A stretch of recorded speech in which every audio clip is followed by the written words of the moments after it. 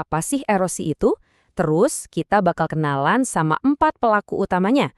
Kita juga akan dalami proses erosi karena air yang paling sering terjadi. Habis itu kita lihat dampaknya buat kita. Dan yang paling penting, gimana cara kita bisa mencegahnya. Udah siap? Langsung aja kita mulai. Oke, kita mulai dari yang paling fundamental ya.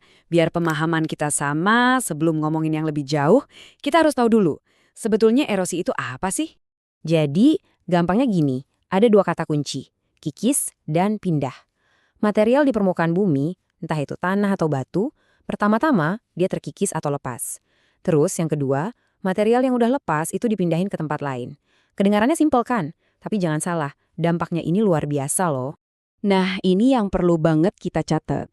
Erosi itu sebetulnya proses alami. Udah dari sananya begitu. Tapi, aktivitas manusia, kayak misalnya penebangan hutan sembarangan atau pembangunan yang nggak terencana, itu bisa bikin prosesnya jadi ngebut. Jadi yang tadinya prosesnya pelan-pelan banget, malah jadi kerusakan yang cepat dan masif. Oke, terus siapa sih pelaku yang ngerjain proses kikis dan pindah ini?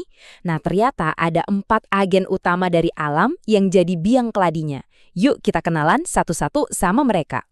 Nah, 4 kekuatan ini bisa kita bagi jadi, pertama ada ablasi, ini gara-gara air yang ngalir, dan ini yang paling sering kita temui.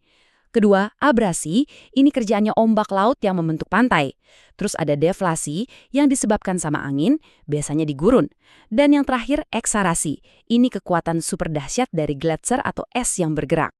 Nah, dari keempat itu, kita bakal fokus ke satu hal, erosi air atau ablasi. Kenapa? Soalnya ini yang paling umum terjadi apalagi di negara tropis kayak Indonesia kan. Jadi, yuk kita kulik lebih dalam lagi prosesnya. Pertanyaannya, kok bisa ya air punya kekuatan segitu gedenya buat mengikis daratan? Ternyata prosesnya itu nggak langsung jadi begitu aja. Ada tahap-tahapannya dan setiap tahap itu intensitasnya makin lama makin parah.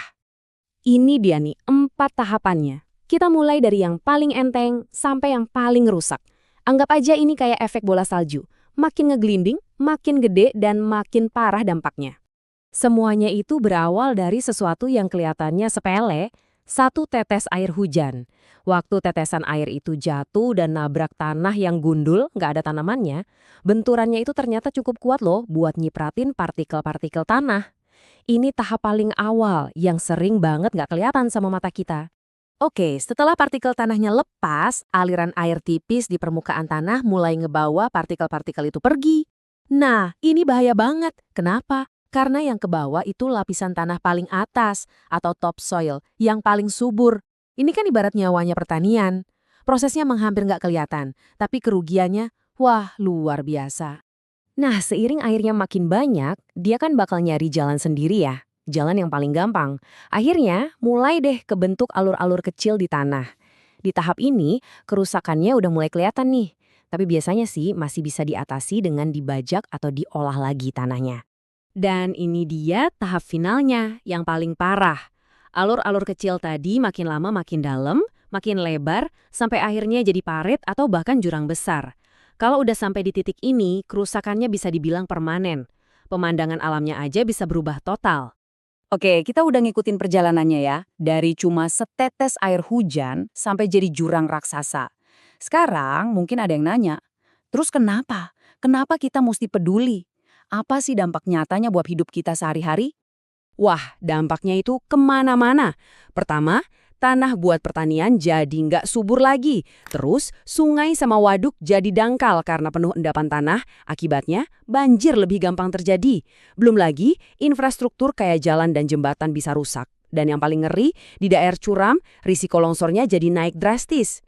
Jadi, gini loh efek berantainya. Tanah yang ke bawah dari bukit itu kan nggak ngilang gitu aja. Dia ngendap di dasar sungai atau di waduk. Akibatnya apa? Waduk dan sungai jadi nggak bisa nampung air sebanyak dulu. Begitu hujan deras datang, ya udah airnya meluap kemana-mana. Jadilah banjir.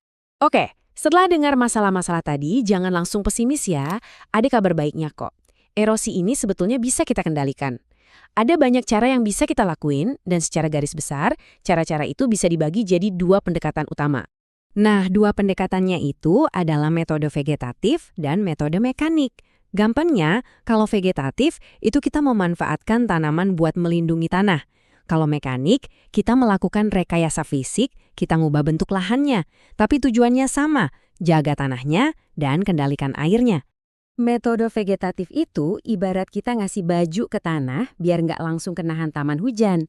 Contohnya gimana? Bisa dengan reboisasi, nanam pohon lagi. Bisa juga dengan nanam tanaman penutup tanah di sela-sela tanaman utama. Atau bisa juga dengan pergiliran tanaman. Intinya kita biarin akar dan daun-daun tanaman yang kerja buat ngelindungin tanah. Nah, kalau metode mekanik, kita benar-benar ngubah bentuk tanahnya. Contoh paling gampang dan paling sering kita lihat itu terasering atau sengkedan di lereng-lereng bukit. Tujuannya apa? Biar aliran airnya jadi lebih lambat, nggak langsung turun gitu aja. Selain itu, kita juga bisa bikin saluran air khusus atau membangun dinding penahan biar lerengnya lebih stabil. Nah, setelah kita ngobrolin semua ini, coba deh nanti luangkan waktu sebentar buat perhatiin lingkungan di sekitar Anda. Lihat tanahnya, kira-kira tanah di sana terlindungi nggak ya? Ada nggak tanda-tanda erosi yang mulai kelihatan? Karena pada akhirnya memahami kekuatan sunyi ini adalah langkah pertama kita buat bisa hidup lebih baik dan lebih harmonis dengan alam. Kita akan lihat bareng-bareng gimana sesuatu yang super kecil, kalau dikaliin jutaan kali, ternyata bisa memulai sebuah reaksi berantai yang hasilnya wow, besar banget, dan keadaan merusak. Ini adalah kisah tentang bagaimana alam membentuk dirinya sendiri, yang dimulai dari satu benturan kecil aja. Setiap cerita besar kan selalu dimulai dari langkah pertama yang kecil.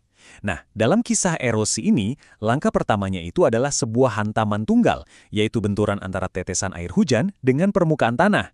Mari kita lihat lebih dekat gimana semua ini bermula. Jadi, apa sih sebenarnya erosi percik itu? Coba deh bayangin, setiap tetes hujan itu kayak proyektil mini.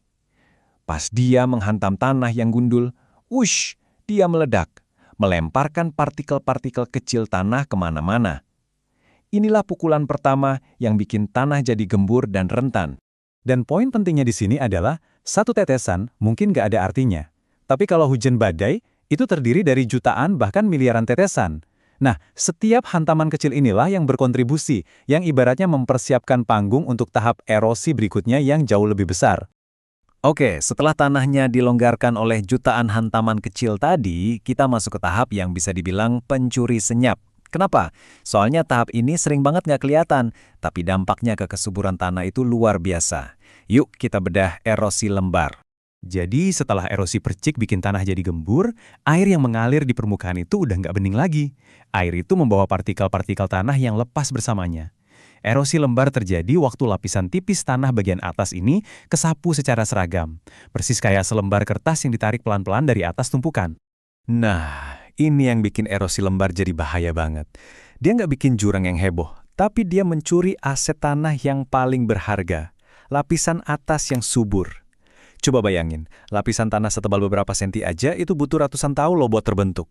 Dan erosi lembar ini bisa menghilangkannya cuma dalam beberapa kali musim hujan. Karena prosesnya merata banget, petani mungkin baru sadar waktu hasil panennya anjlok. Inilah kerusakan yang diam-diam menghanyutkan. Dari pengikisan yang nggak kelihatan, sekarang kita pindah ke sesuatu yang mulai meninggalkan jejak.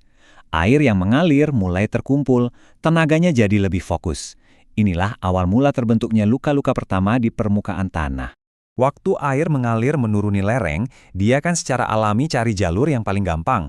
Nah, aliran ini mulai berkumpul jadi aliran-aliran kecil yang lebih fokus. Aliran yang lebih kuat ini punya energi lebih besar buat mengikis tanah, menciptakan apa yang kita sebut alur, saluran-saluran kecil yang masih dangkal. Nah, ini dia poin kuncinya. Meskipun udah kelihatan, kerusakan di tahap erosi alur ini masih bisa diatasi. Alur-alur kecil ini gampang banget diratain lagi sama traktor pas lagi membajak sawah. Ini semacam titik kritis ya, garis batas, sebelum kerusakannya jadi jauh lebih parah dan susah diperbaiki. Sekarang kita sampai di babak akhir yang paling dramatis. Apa yang terjadi kalau alur-alur kecil tadi dibiarin aja dan air terus mengalir dengan kekuatan yang makin lama makin besar? Ya, luka-luka kecil itu berubah jadi sesuatu yang jauh lebih besar. Erosi parit ini adalah hasil evolusi dari erosi alur. Alur-alur kecil tadi jadi makin dalam, makin lebar, dan akhirnya berubah jadi parit atau jurang kecil. Kekuatan air yang terkonsentrasi di sini udah begitu besar sampai bisa mengukir lanskap secara permanen, menciptakan saluran dalam yang bentuknya bisa kayak huruf V atau U. Dan disinilah letak perbedaan yang paling jelas. Parit ini udah terlalu besar dan terlalu dalam. Traktor atau mesin pertanian standar udah nggak bisa lagi meratakannya. Lahan jadi terbelah, nggak bisa dipakai, dan kerusakannya pada dasarnya jadi permanen kalau nggak ada intervensi rekayasa yang besar-besaran. Coba deh kita lihat perbandingan langsungnya biar lebih jelas. Erosi alur itu skalanya masih alur-alur kecil, terbentuk dari aliran awal, dan yang paling penting, masih bisa diperbaiki. Sementara itu, erosi parit, skalanya udah saluran dalam yang lebar, akibat aliran yang kuat terus-menerus. Dan dampaknya buat pertanian itu jauh lebih parah dan sulit banget diperbaiki. Ini adalah lompatan dari masalah yang masih bisa diatasi, jadi sebuah bencana landscape. Jadi, kita udah lihat sama-sama gimana setetes air hujan bisa memulai sebuah proses yang ujung-ujungnya membentuk parit besar. Ini membawa kita ke sebuah pertanyaan penting. Kalau kita anggap erosi ini adalah luka di permukaan planet kita, apa peran kita? Gimana caranya kita bisa mencegah luka-luka ini? Atau bahkan membantunya sembuh? Nah, itu sesuatu yang bisa kita pikirkan bersama.